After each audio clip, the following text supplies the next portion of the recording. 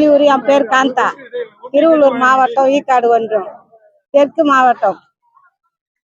எத்தனையோ பேர் ஆட்சிக்கு வந்திருக்கிறாங்க.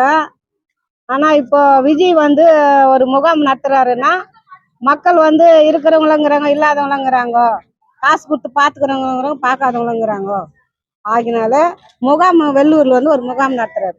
அதுல எல்லாமே கண் சிகிச்சை பண்றாங்க, ரத்தம் டெஸ்ட், அப்புறம் சின் டாக்டர் வந்துக்கிறாரு. எந்தெந்த நோய்க்கு என்னன்றத கை எலும்பு தேய்மானத்துக்கு எக்ஸ்ரே எடுக்கிறாங்க, அப்புறம் இசிசி எடுக்கிறாங்க, அப்புறம் நுரையீரல் தண்ணி இருந்தா அது செக்அப் பண்றாங்க.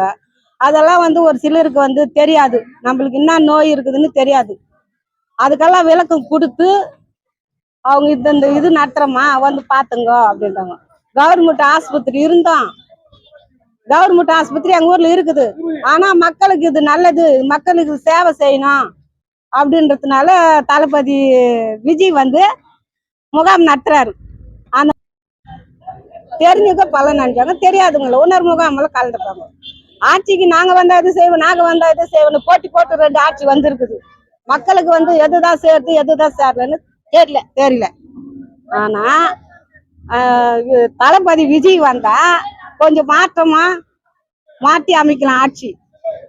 அவர் வந்தா நல்லது செய்வாருன்னு ஒரு நம்பிக்கை எங்களுக்கு.